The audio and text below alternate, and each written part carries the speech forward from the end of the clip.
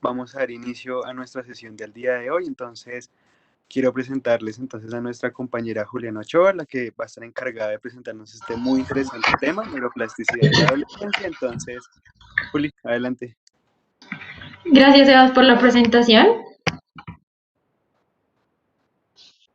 Bueno, como ya lo dijo Sebastián, mi nombre es Juliana, soy estudiante de octavo semestre de la Fundación Universitaria Sanitas y pertenezco al semillero de neurociencias básicas.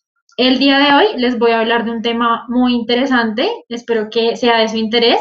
Pienso que es un tema que le sirve a todas las familias en general, no solamente a jóvenes, sino también a adultos, y pues es neuroplasticidad en la adolescencia.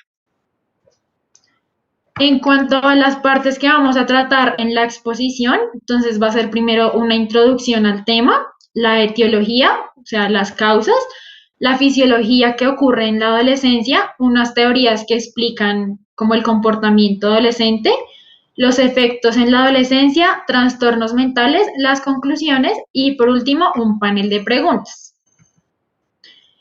Bueno, para la introducción me basé en este artículo. Es un artículo de una universidad aquí en Colombia, en Medellín, y habla de la neuroplasticidad en general y de los aspectos bioquímicos y neurofisiológicos. Entonces, para empezar, quiero dar la definición que dan en el artículo. Entonces, la neuroplasticidad es la potencialidad del sistema nervioso de modificarse para formar conexiones nerviosas en respuesta a la información nueva, la estimulación sensorial, el desarrollo, la función o el daño. Entonces, ¿qué significa esto? En pocas palabras, la neuroplasticidad es la capacidad que tiene el sistema nervioso de adaptarse a los nuevos cambios. Entonces, la adolescencia es una etapa de cambios nuevos, en donde el joven va a experimentar digamos que una nueva vida, va a empezar a ver cosas que antes en su infancia no había visto. Entonces, pues es información nueva a la cual el cerebro va a tener que adaptarse y hacer cambios. Y existe una neuroplasticidad patológica, que es cuando ya ocurre algún daño o alguna lesión en el cerebro y ya pues digamos que la neuroplasticidad va a ser secundaria a la lesión. En cuanto a los aspectos históricos, entonces digamos que el término neuroplasticidad se inició desde en el año 1906 por el señor Ernesto Lugano. Él dijo que la plasticidad cortical significa que el paso del impulso nervioso va a dejar una huella física o química en la célula nerviosa.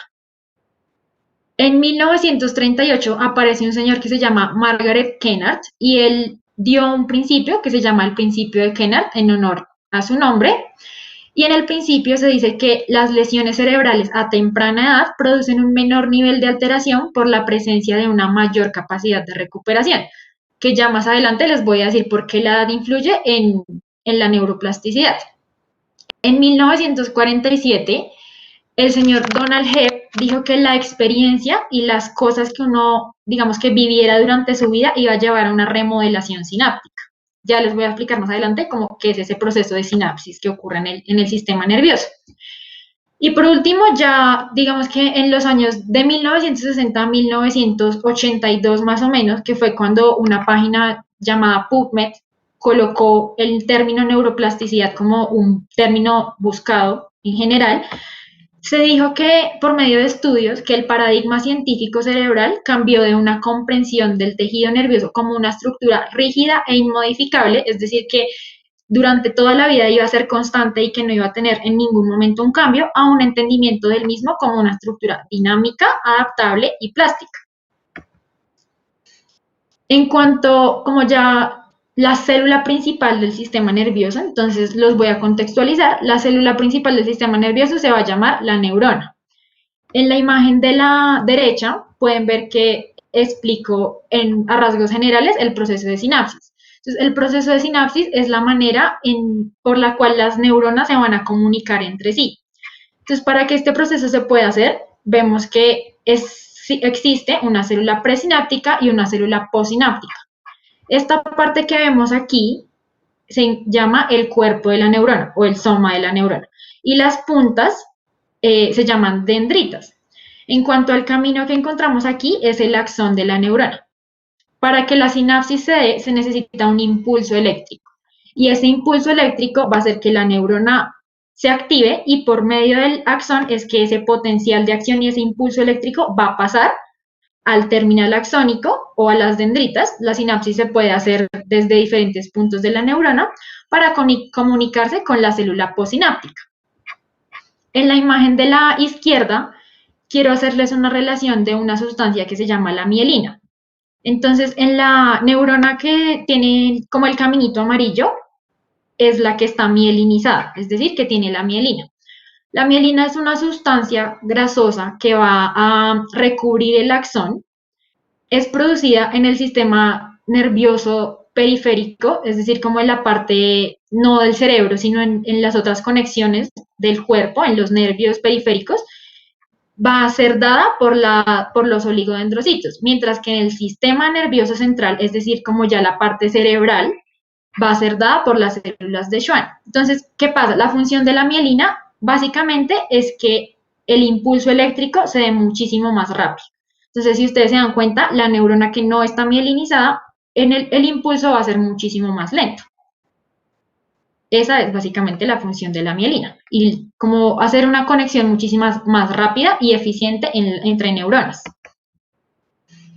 Bueno, existe una plasticidad sináptica y una plasticidad extraneuronal. En cuanto a la plasticidad sináptica, pues es la que se va a generar en el proceso como tal de la sinapsis. Entonces, les voy a explicar como a grandes rasgos cómo es el proceso molecularmente de la sinapsis. Entonces, la parte azul es la célula presináptica y la verde es la célula posináptica. El espacio que hay entre ellos es el espacio interneuronal. Entonces, ¿qué pasa? Cuando el estímulo llega, el estímulo eléctrico, el impulso eléctrico, llega a la célula presináptica, se van a abrir estos canales que se encuentran aquí en la periferia, que son canales de calcio. Y dentro de la neurona presináptica se van a encontrar las vesículas sinápticas. Dentro de las vesículas sinápticas se va a encontrar una sustancia que se llama el neurotransmisor. El neurotransmisor es la manera en la que las dos neuronas se van a comunicar. Digamos que es ese intermediario para que las neuronas se puedan comunicar y la neurona posináptica capte el estímulo.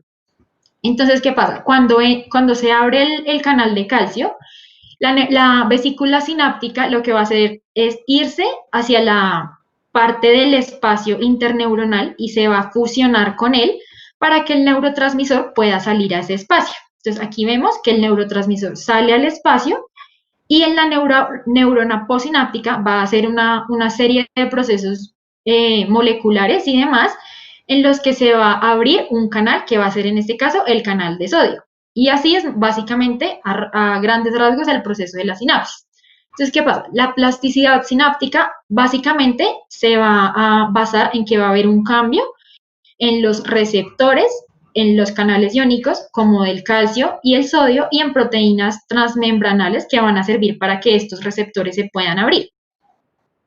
En cuanto a la plasticidad extraneuronal, es decir, la que no sucede en la célula llamada neurona como tal, se va a referir a células gliales y a células que van a ayudar en la vasculatura cerebral. Entonces, cuando hay alguna lesión, se van a generar más vasos sanguíneos que puedan cubrir como ese daño que ocurrió. Y en cuanto a las células gliales, entonces primero vamos a hablar de los oligodendrocitos. Los oligodendrocitos, como ya lo dije anteriormente, son los que se van a encargar de la mielinización del sistema nervioso periférico. La microglía es, digamos que una migración del sistema inmune.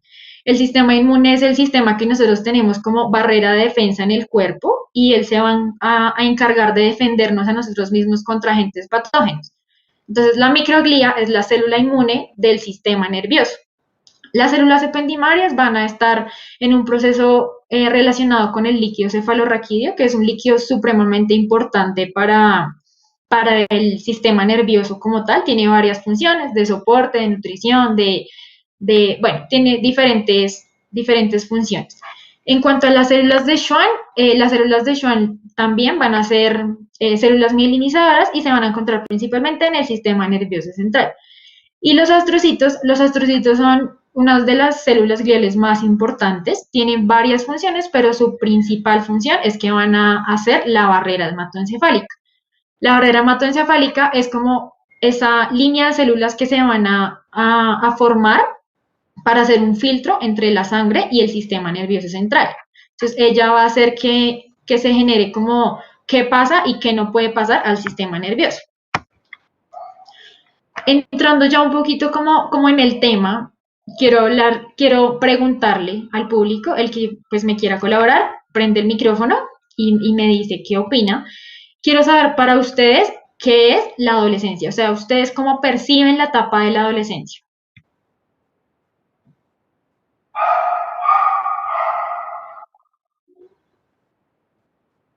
Como una etapa de cambios en la que pasa de un estado en que todo está como constituido por lo que le han enseñado los padres a lo que empieza a descubrir, no sé, en el ambiente, en el entorno, con sus compañeros, con sus amigos. Ok, ¿alguien más tiene alguna otra percepción diferente o algo así? Es como una etapa de conflicto personal en donde se define, digamos, que la personalidad y se asientan pues todas las, digamos, los aspectos que uno va a tener cuando sea adulto, pienso yo. Ok, muchas gracias. Entonces, yo quiero formular esta pregunta y es si la percepción que tienen los padres frente a esta etapa va a influir en que el adolescente, o sea, el hijo que vayan a tener ellos, actúe de la manera en que ellos lo perciben. Para eso, me basé en este estudio. Es un estudio que se hizo en Países Bajos en el año 2019 y se cogieron de estudio 300 adolescentes y más o menos 164 padres. A ellos se les hizo la misma pregunta que yo les acabo de hacer a ustedes. Entonces, ¿cuál es la percepción que ellos tienen en cuanto a la etapa de la adolescencia? Los resultados fueron que la mayoría de adolescentes ven esta etapa como ya lo dijo la persona que nos colaboró, como una etapa nueva, como una etapa de cambios en la que van a entrar a un nuevo mundo desconocido para ellos, pero lo ven más como una oportunidad de crecer y dejar de ser niños y pasar como un poquito más a la vida adulta.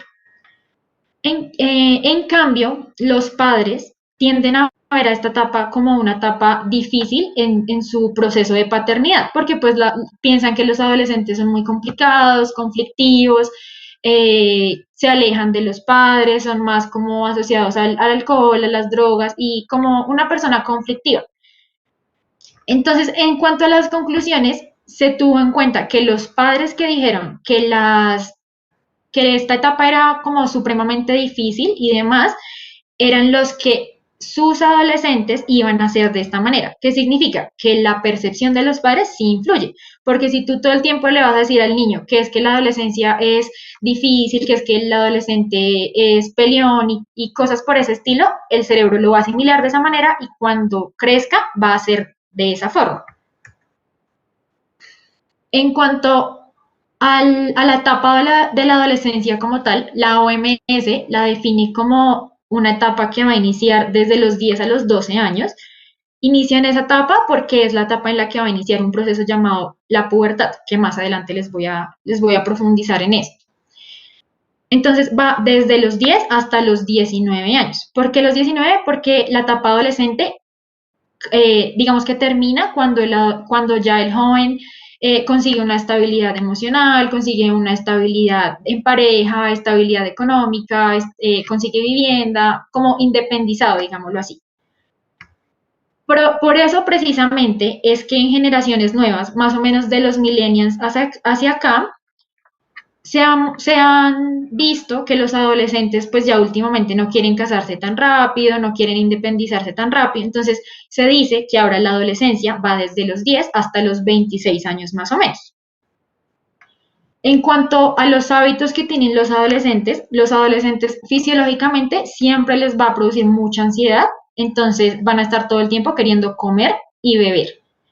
Y en cuanto a los hábitos del sueño, los adolescentes normalmente tienden a trasnochar un montón, pero asimismo al siguiente día se levantan más o menos a las 12 del día. Entonces, su ciclo del sueño está alterado en cuanto al horario. Además, pues obviamente, como lo sabemos y como lo hemos visto, los adolescentes tienden a alejarse de sus padres, a ser supremamente conflictivos, a tener una montaña rusa de emociones y además a relacionarse con sus iguales. Entonces ellos lo que buscan es que el novio, que los amigos que tengan la misma edad, que tengan los mismos gustos musicales y demás.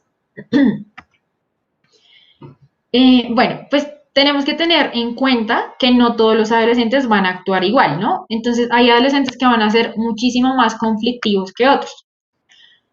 Quiero resaltar como 5 puntos que me parecen importantes y es que la mayoría de los delitos se van a cometer por personas entre 18 y 20 años. El conflicto entre padres y adolescentes se produce mínimo 20 veces al mes. El 75% de enfermedades mentales se van a desarrollar en la adolescencia y a diagnosticar en la adolescencia. El suicidio es la tercera causa de muerte en estas edades. Las primeras son básicamente accidentes automovilísticos, secundarias como temas de alcohol y demás. Y el quinto es el consumo de drogas, que en la actualidad es algo que la mayoría de adolescentes lo hacen. Bueno, en cuanto al proceso de la pubertad, que es el inicio de la etapa adolescente, se da porque una glándula que se encuentra en el cerebro, se llama la glándula hipófisis, ella lo que va a hacer es mandar impulsos, mandar estimulaciones a los testículos en el caso de los hombres y a los ovarios en el caso de las mujeres, y se van a liberar unas hormonas sexuales. Estas hormonas sexuales, en el caso del hombre, la testosterona, y en el caso de la mujer, los estrógenos. Esto va a generar pues que el joven presente cambios físicos como los hombres, como el engrosamiento de la voz, el acné, influye también mucho en las emociones y distintas cosas. Ahora les hago esta pregunta, entonces, ¿la pubertad es la causa de esto? Entonces la respuesta es sí y no, es una de las causas y ya les voy a explicar por qué. Entonces, para explicarles el por qué, quiero hablarles del sistema límbico. El sistema límbico es un sistema muy importante en cuanto al desarrollo del ser humano. Va a controlar principalmente las emociones, el aprendizaje y la memoria. Las regiones como el hipocampo, el hipotálamo, el tálamo se enfatizan básicamente en el aprendizaje y en la memoria. Y la estructura más importante va a ser la amígdala en cuanto a las emociones. Entonces, la amígdala la llaman como la ventana del cerebro, porque es la que va a captar todo lo que pasa a nuestro alrededor y lo va a reflejar como las emociones. Entonces, nos podemos dar cuenta que los adolescentes normalmente van a ser unas personas que toman muchísimos riesgos. Ellos no van a pensar nunca como en lo que están haciendo, cómo va a afectar el futuro. Ellos simplemente lo hacen porque les va a producir una satisfacción. Entonces, el sistema límbico lo que va a hacer es que se va a encargar de promover la búsqueda de novedades, la asunción de riesgos y la tendencia a relacionarse con iguales, que como ya lo dije, son características de las personas adolescentes. Este circuito es muy importante porque es el circuito mesolímbico dopaminérgico. Es el circuito en el que se va a generar el placer y la gratificación. Entonces, aquí vamos a hablar de una hormona muy importante que es la dopamina. La dopamina es llamada la hormona del placer. Entonces, es decir, se libera cuando hay sensaciones de placer. El adolescente, cuando toma acciones como el alcohol, las drogas, el sexo, todo esto va a hacer que se genere un aumento de la dopamina en el núcleo accumbens, un aumento de la liberación de dopamina, y esto va a generar que el circuito mesolímbico esté totalmente activado casi siempre. Entonces, ¿qué pasa? Si tú consumes y haces cosas que te activen el placer, tú lo vas a querer seguir haciendo. Entonces, pues eso es lo que pasa con la dopamina y con las cosas que recurrentemente hacen los adolescentes. Bueno, por otra parte, quiero explicarles que pues el cerebro, como ya lo he venido diciendo, es el órgano más cambiante del cuerpo humano y en él se van a encontrar dos estructuras importantes, la sustancia gris y la sustancia blanca. En la sustancia gris encontramos más que todo neuronas que van a estar solamente el cuerpo y las dendritas, es decir, ahí no se encuentran tantas neuronas mielinizadas. Mientras que la sustancia más importante en cuanto a la conexión, porque ahí es donde se van a encontrar la mayor cantidad de neuronas mielinizadas. Entonces, pues digamos que la conexión va a ser muchísimo más fácil y más rápida. Se han encontrado varios estudios en los que se dice que en la etapa de la adolescencia el volumen de la materia gris va a disminuir a lo largo de los años. Entonces, desde la edad hasta la adolescencia, les quise traer esta imagen. Aquí vemos como el cerebro a los 5 años es mayoritariamente la cantidad es de sustancia gris. Entonces, lo blanco es la sustancia gris. Y a medida que va pasando los años, más o menos entre los 15 y los 20 años de edad, bueno, básicamente en la etapa adolescente, esa cantidad de sustancia gris va a ir disminuyendo. Entonces, por eso este cerebro está como más oscurito y ya no tiene tanta parte blanca. Ahora les voy a hablar de otra parte importante, que es la corteza prefrontal. Es esta parte que encontramos ahí en rojo. La corteza prefrontal está involucrada con la impulsividad que tienen los adolescentes. Como les dije, ellos no miden lo que van a hacer, sino simplemente piensan instantáneamente y en el momento. Entonces, no solamente toman el riesgo de hacerlo, sino que no piensan en qué puede suceder, sino, ok, hagámoslo ya y así fue. En cuanto a para qué sirve la corteza prefrontal, entonces es una región donde se van a encontrar la regulación e inhibición de nuestras acciones y la integración de los aspectos racionales. Existen dos partes importantes en esta región prefrontal, la dorsolateral y la ventromedial. La dorsolateral es esta parte amarilla que vemos aquí, va a servir para la planificación a futuro y la inhibición de la respuesta a impulsos. Y la ventromedial es esta verde que encontramos aquí y va a servir para la regulación de emociones, el balance de riesgos y premios y los aprendizajes que nos van a dejar las experiencias. Entonces, ¿qué pasa? La región prefrontal en la etapa de la niñez y de la adolescencia se encuentra inmadura. ¿Qué significa? Que ellos todavía no van a planificar a futuro correctamente, no va a existir una inhibición de la respuesta a los impulsos.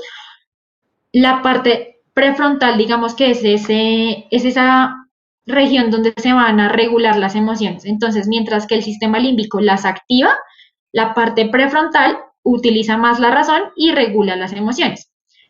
No va a tener un balance de riesgos y premios y pues no va a aprender muy bien de las experiencias. Esta es una gráfica que quise traer en comparación a en qué edad se desarrolla la región límbica y en qué edad se va a madurar la región prefrontal. Entonces, como nos damos cuenta aquí, la región límbica en los adolescentes está en su punto máximo, digamos que en su pico. Entonces, ellos actúan siempre por las emociones. Ellos casi no utilizan el pensamiento racional, sino se dejan llevar mucho por las emociones. ¿Por qué? Porque el sistema límbico está súper activo en esta etapa. En cuanto a la región prefrontal, nos damos cuenta que durante la niñez y durante la adolescencia es una región muy inmadura y más o menos después de los 25 años, o sea, ya en una persona adulta, es cuando la persona empieza a utilizar más como el raciocinio y pues a utilizar más esta región en general. Entonces, quiero dejar claro que en sí el comportamiento adolescente no es que se explique solamente por la región límbica o por la región prefrontal, sino es un desajuste entre ambas. Entonces, es un desajuste entre el pensamiento emotivo y el racional. Como ya les había dicho, en la etapa del adolescente existe una disminución de la sustancia gris, es decir, de las neuronas no mielinizadas. Entonces, ¿significa que los adolescentes van haciéndose menos inteligentes? Es absolutamente todo lo contrario. Para eso quiero explicarles una teoría que se llama la teoría de grafos. En la teoría de grafos, toman personas entre los 12 y los 30 años, se les realizan neuroimágenes y se dan cuenta que existe un proceso que se llama la poda sináptica. La poda sináptica lo que va a hacer es que las neuronas que se encuentran en la sustancia gris, que ya no son necesarias, que ya no están funcionando, digamos que de manera correcta o que ya cumplieron, digamos que su labor, se van disminuyendo para dejar un aumento de la sustancia blanca. Y como ya les había explicado, la sustancia blanca es la que va a generar más conexiones y conexiones más robustas. Entonces, por eso, a los 12 años tú no tienes, digamos que los circulitos verdes están disminuidos, mientras que a los 30, cuando tú ya tienes tus conexiones establecidas, los círculos pues están mucho más grandes porque hay conexiones más fuertes. Entonces, es como todo lo contrario. Los adolescentes, incluso en muchos estudios se dice que son muchísimo más inteligentes y tienen un aprendizaje más rápido que los niños y los adultos. Ahora, pues ya que les hablé como de toda esta parte neurobiológica, ¿por qué no todos los adolescentes actúan igual? ¿Son inevitables estos problemas? Entonces, ¿por qué la vecina tiene una hija que le va bien en el estudio y a mi hijo no? ¿O por qué mi hija sale todos los días y se droga y toma mucho y la mía no? Entonces, quiero dejar claro que el comportamiento adolescente no solamente es causado por esta parte neuroanatómica del cerebro, sino que también es influenciado por causas ambientales. Entonces, lo primero de lo que quiero hablar es que en este momento existe una prolongación artificial de la infancia. ¿Esto qué significa? Si nos ponemos a pensar, cuando la persona entra entre esa etapa de la pubertad, entre los 10 y los 12 años, empiezan los padres, la mayoría de los padres, a decir como a prohibirle todo, no haga, no salga, no tenga tantos amigos, no tome, no, como que la encierran en una burbuja y no dejan que salga a experimentar. Entonces, ¿qué pasa? Hay una prolongación artificial de la infancia. Como segunda medida, quiero hablar de la sociedad industrializada. Entonces, se encontraron que los adolescentes que están en la sociedad preindustrializada, es decir, como antes de la televisión, de las redes, de la forma nueva que hay de escolarización, más que todo en la región occidental, porque los adolescentes occidentales son los que más tienden a ser conflictivos y demás, se encontró que los adolescentes de la sociedad preindustrializada eran muchísimo más centrados. Entonces ellos no eran de tener tantos amigos, sino eran más enfocados a un fin. Y el fin era convertirse en adultos y ser como alguien en su vida, se asociaban a una meta, más que todo como en la parte profesional, digámoslo así. Bueno, este es un experimento que se llama el experimento de la golosina de Michel a la luz de las teorías neoconductistas y psicoanalíticas. Entonces, en este experimento lo que se hizo fue colocar a un niño, no, a varios niños, digámoslo así, en una sala y enfrente se les puso 2 galletas y una campana. Entonces lo que hizo es que la persona que iba a hacer el experimento les dijo a los niños que si ellos esperaban hasta que él volviera 15 minutos después, se iban a ganar las 2 galletas.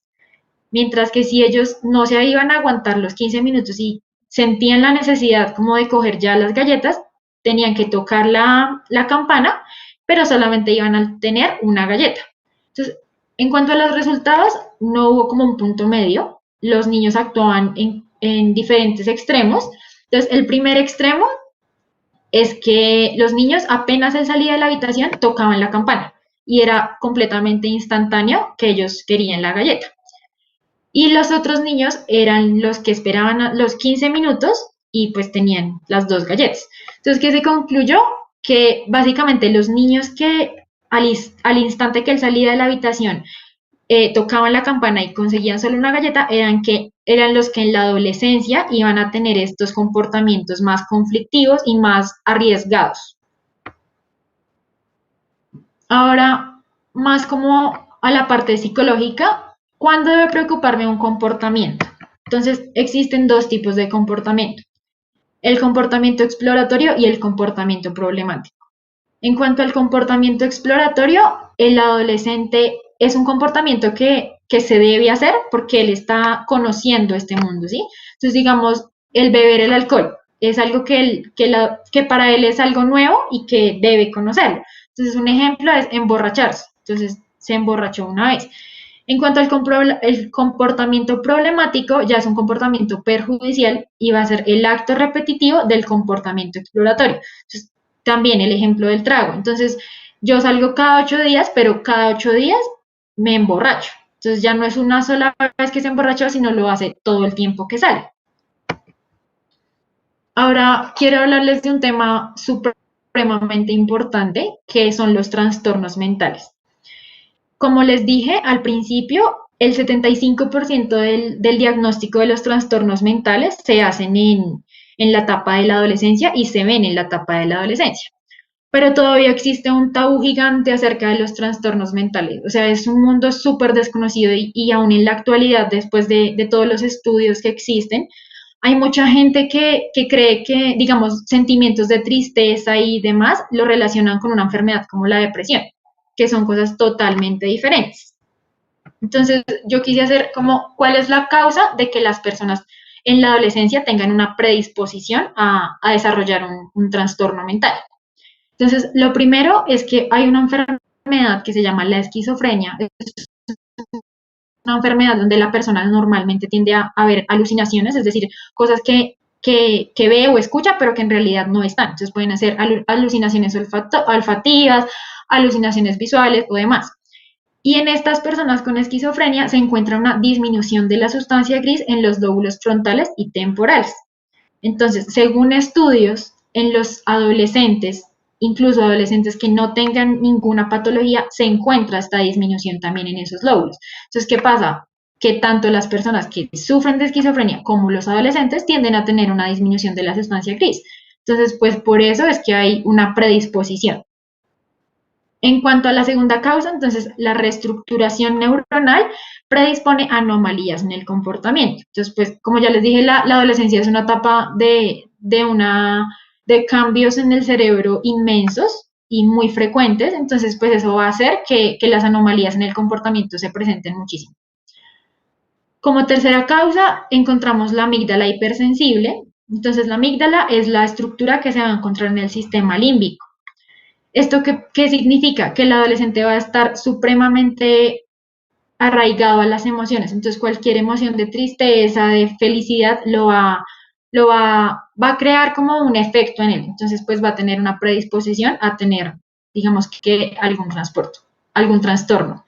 Y quiero aclarar que es una predisposición. No significa que como el adolescente tenga, digamos, más tristeza o algo así, ya eso significa que tenga depresión. No. La depresión es una enfermedad que tiene un proceso molecular, fisiológico, entonces por eso es la predisposición.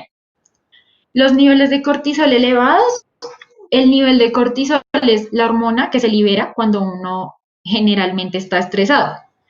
Entonces, pues la adolescencia es una etapa en la que uno se estresa demasiado. A uno le preocupa el novio, la amistad, el estudio, el salir todo el tiempo, los papás, que los papás no lo dejan a uno hacer cosas. Entonces, es una etapa en donde el nivel de cortisol está supremamente elevado y puede generar cambios también en el cerebro. Y por último, la inmadurez de la región prefrontal va a predisponer al padecimiento de depresión en la fase de tormenta juvenil. Entonces, pues como ya lo dijimos, la región prefrontal es la región racional y la que va a regular como ese control de las emociones. Por último, quiero concluir con una frase que dijo el Dr. Jay. Él es el director de Psiquiatría Infantil y Juvenil de la Universidad de California y dice que reconocer que el cerebro es maleable durante el segundo decenio de vida ayuda a desechar la idea de que un joven sea una causa perdida. Entonces, con esto quiero dejar claro que el hecho de que yo haya hablado de todos estos temas no significa que los padres puedan decir, como ya mi adolescente va a tener un cerebro así, entonces va a tener como este tipo de comportamiento. No, esto no es algo generalizado y el cerebro sí, y en cuanto al comportamiento adolescente, sí va a necesitar como la compañía del padre, los límites, la escucha y pues como más que todo el entender que no es una etapa fácil y que es una etapa de muchísimos cambios. Esta es la bibliografía que utilicé y ya, pues muchas gracias. Entramos al panel de preguntas, entonces, pues gracias. Muchas gracias, Juli, por tu presentación. Estuvo súper interesante. Yo creo que nos dejaste pensando a todos acerca de cómo aplicar esta neuroplasticidad tanto en nuestras vidas como en la de los que nos rodean. Y bueno, para empezar este panel de preguntas, entonces les recordamos a todos los asistentes y a los que nos están viendo por nuestras diferentes redes que pueden dejar sus preguntas en el chat. Nosotros las vamos a leer y se las vamos a pasar a Juli. Bueno, nos llegó acá una. Tengo una pregunta. Sí, señora. Quería preguntarte acerca de si existe alguna explicación o una teoría acerca de la genética en cuanto a la neuroplasticidad. Ok, pues digamos que la parte genética está más que todo relacionada con procesos estructurales y receptores sinápticos. Entonces hay diferentes genes que van a codificar la forma en la que se va a hacer cierto tipo de receptor. Entonces puede influir en receptores sinápticos, en canales iónicos, y es más que todo como esos genes que codifican para la formación de los receptores y de las estructuras nerviosas.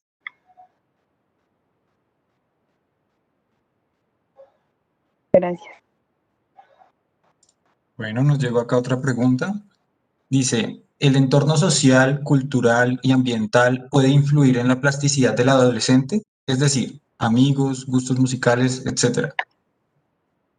Sí, sí va a influir porque la neuroplasticidad es algo que se va a dar dependiendo del entorno en el que tú te encuentres alrededor.